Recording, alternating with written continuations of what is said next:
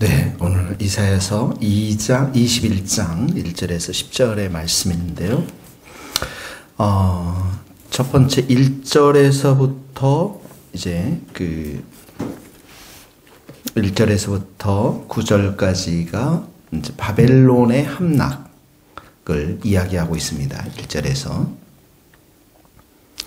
그래서 이 첫 번째 이 단락에서 우리에게 얘기하고 있는 것은 깨어 있어야 한다. 깨어 있어야 한다. 자, 1절에 보면 해변 광야에 관한 경고, 이 바벨론을 말합니다. 해변. 적병이 오고요. 또 침입자 두려워 내게 해오리 바람같이 적병들 침입자들이 이제 몰려온다라는 것이죠. 2절에 보니까 혹독한 묵시 환상을 봤는데 이사야가 속이는 자는 속이고 약탈하는 자는 약탈하도다. 전쟁을 예상하고 있습니다. 근데 그 전쟁이 동그라미 칩니다. 엘림, 그 다음에 메대. 이 엘림과 메대는 이 엘림은 바사 제국의 전신입니다. 나라 이름들입니다. 그러니까 바벨론과 동맹 관계에 있었던 이 나라들인데 배반했다라는 것이죠. 그러니까 속이는 자, 속이고 약탈하고 이런 전쟁의 역사가 이들 가운데 있어서, 자, 그런 이 바벨론의 멸망을 보면서 3절 4절은 선지자 이사야 선지자가 그 바벨론 멸망에 대한 고통, 그 전쟁의 참상을 미리 체험하는 것입니다. 3절에 보니까 나의 요통 육신이 이제 아픈 거죠. 해산에 임박한 여인의 고통 같은 고통이 나를 음습하고, 또 내가 괴로워서 정신적으로도 괴로워서 듣지 못하고, 또 4절에 보니까 내 마음도 의지롭고 두려움이 나를 놀라게 하고, 그 떨림이 되었도다. 두려움이 되었도다. 그런데 5절에 보니까 그들이 식탁을 베풀고 파수꾼을 세우고 먹고 마시는도다. 자, 이 그들이라는 것은 바로 바벨론 사람들을 말하는 것입니다. 이들은 태평하게 식탁을 베풀고 밥을 먹고 이렇게 지내면서 파수꾼을 세우고, 거기 동그라미 밑줄을 그으셔. 이건 번역을 약간 잘못한 번역입니다. 방석을 깔고 이런 뜻입니다. 그렇게 번역하는 것이, 번역이 이렇게 두 가지가 나올 수 있는데 방석을 깔고가 훨씬 좋습니다.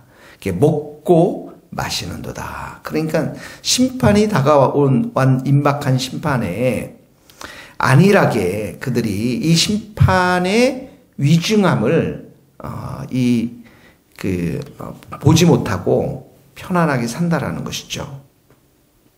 그래서 5절에 너희 고관들아 일어나 방패의 기름을 바르라. 이 밑줄을 그으세요. 이건 이 선지자가 선포하는 것입니다. 너희 고관들, 너희 장군들, 귀족들 일어나서 지도자들 방패의 기름을 바른다라는 것은 전쟁을 준비하라는 것입니다. 이 바벨론에 침공하는 그 적대 세력을 향해서 전쟁을 준비하라. 자, 그래서 6절에 보면 파수꾼을 세웁니다. 파수꾼을 세우고 보고하게 하는데, 드디어 7절 마병대가 쌍쌍이 오는 것과 나기 때의 낙타 때를 보거든. 이게 뭐냐면 전쟁을 위해서 오는 군대 행렬을 말합니다. 전쟁하기 위해서 오는 군대 행렬. 자세히 들으라. 그랬더니 8절에 파수꾼이 사자같이 부르짖기를, 거기다 밑줄 사자같이 부르짖기를, 내가 망대에 서 있었고 또 밤이 새도록 파수했는데 보소서 마병대가 쌍쌍이 오나이다. 무슨 말입니까? 전쟁이 이제 시작됐다라는 것입니다. 그러면서 함락되었도다. 함락되었도다. 바벨론이요. 그들이 조각한 신상들이 다 부서져 땅에 떨어졌다. 바벨론의 멸망을 선포하는 것이죠. 자, 오늘 말씀을 통해서 우리가 적용해야 될 게 무엇입니까? 5절 말씀입니다. 동그라미 치고 식탁을 베풀고 방석을 깔고 먹고 마시는도다. 금방 내일이면 전쟁이 일어날 그 땅에 이런 것을 감지하지 못하고 잠자고 있는 사람들, 바벨론의 모습들을 보게 되어집니다. 이때 이 선지자가 선포하는 것이죠. 외치는 것이죠. 전쟁이 임박했다라고.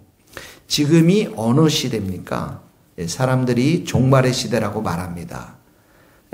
사람들이 이제 세상의 끝이 왔다라고 이야기합니다. 거기다 적어 놓으십시오. 나중에 읽어보십시오. 누가복음 16장 26절에서 30절 말씀입니다.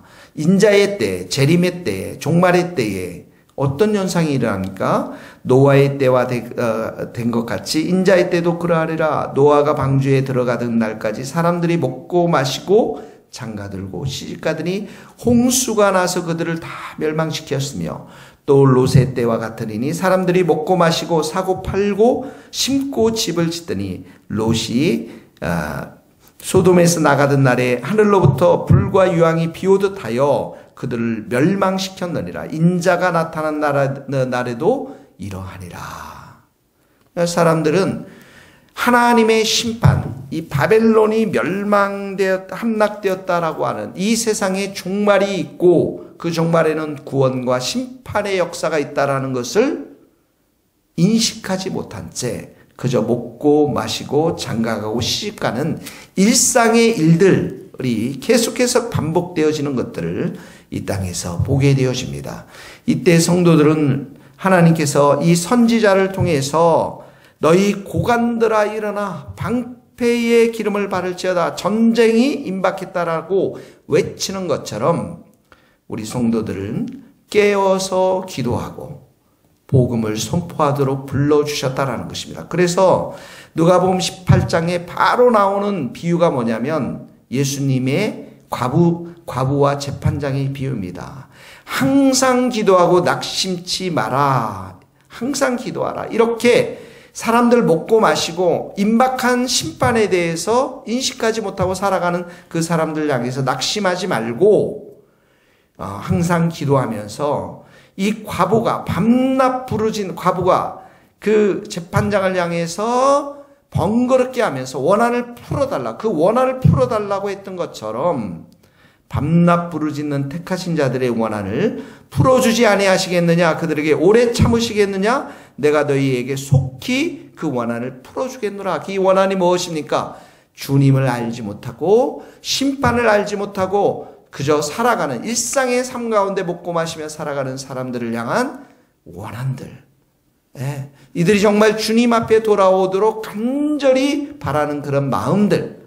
이런 것들이 우리 성도들에게 있어서 깨어서 기도하고 그들을 향해서 임박한 심판이 있음을 선포하며 복음을 전하는 예수 그리스도를 증거하는 그 일에 우리가 부르심을 받았다라는 것입니다. 그러므로 오늘 첫 번째 적용은 바로 깨어서 기도하면서 우리가 선지자의 사명, 파수꾼의 사명, 이 세대를 향해서 주님을 알지 못하는 자들을 향해서 예수 그리스도를 선포하는 그런 은혜의 역사가 오늘도 우리의 삶 가운데 있게 되기를 예수님의 이름으로 축원합니다. 두 번째는 이 바벨론의 심판이 이스라엘 백성들에게는 구원을 선포하는 그러한 날이라는 것입니다. 9절 보면 함락되었도다 바벨론이여 이렇게 나옵니다. 바벨론의 심판을 이야기하고 있습니다. 그러면서 10절 말씀입니다. 같이 읽겠습니다. 시작. 내가 짓밟은 너여 내가 타작한 너여 내가 이스라엘의 하나님 만군의 여호와께 들은 대로 너에게 전하였노라. 내가 짓밟은 너여 이스라엘 백성을 말합니다.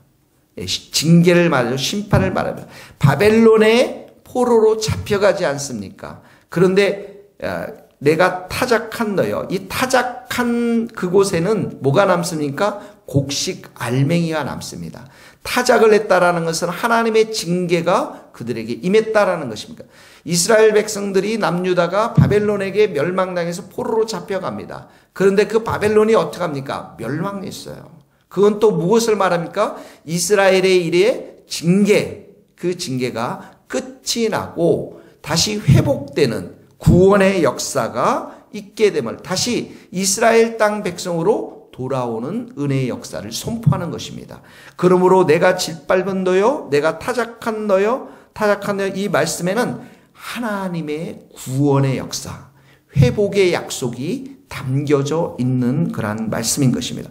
특별히 여기 내가 이스라엘의 하나님 만군의 여호와께로 이 말은 바로 이사야가 자기 백성을 하나님이 심판해서 징계하시고 이제 그 살아남은 남은 자들을 귀환시키고 또 회복시키는 그때 그 목적을 이루어 가시는 하나님을 말씀할 때 썼던 단어인 것입니다. 칭호를 말하는 것입니다. 그러므로 이 말씀 속에서는 바로 이스라엘 백성들을 향한 긍휼, 하나님의 사랑, 하나님의 구원의 역사, 회복의 역사를 약속하고 있는 말씀입니다. 신명기 33장 29절의 말씀입니다. 이스라엘이여 너는 행복자로다. 여호와의 구원을 너같이 얻은 백성이 누구냐? 예. 너는 정말 복받은 사람이다. 왜 그렇습니까? 여호와의 구원이 너희들 가운데 임한 자들이기 때문에 복을 받은 자들이라는 것이죠. 호세아서 11장 8절에도 에브라임이여 내가 어찌 너를 놓겠느냐, 이스라엘이여 내가 어찌 너를 버리겠느냐. 버릴 수 없다라는 것입니다. 돌아서 나의 긍휼이 온전히 불붙듯 하도다. 이스라엘 백성들을 향한 하나님의 긍휼, 사랑을 표현하고 있는 호세아의 말씀인 것입니다. 누가복음 1장 68절에도 찬송하리로다 주 이스라엘의 하나님이여 그 백성을 돌아보사 속량하시고 구원하시고 이스라엘 백성들을 이 예수 그리스도를 보내주심으로 인해서 구원시키시는 속량하시는 그 하나님을 찬송해야 한다라고 성경을 기록하고 있는 것입니다. 그러므로 오늘 이 말씀이 예수 그리스도를 통해서 우리 가운데에 임했음을 우리는 기억해야 합니다. 우리가 바로 이 교회가, 이 성도가 바로 구원받은 백성들입니다. 바로 택하신 족속이고 왕같은 제사장들이고 거룩한 나라의 백성들입니다. 이제는 전에는 우리가 하나님의 백성들이 아니었지만 이제는 하나님의 백성이었고, 전에는 긍휼을 얻지 못하였지만 이제는 긍휼을 얻은 백성이 되었다라고 베드로전서 2장 9절과 10절에 기록되어져 있습니다. 그러므로 오늘 구원을 받은 우리, 긍휼을 받은 우리, 하나님의 사랑을 받은 우리가 해야 할 일이 무엇입니까? 하나님을 찬양하는 것입니다. 하나님을 기뻐하는 것입니다.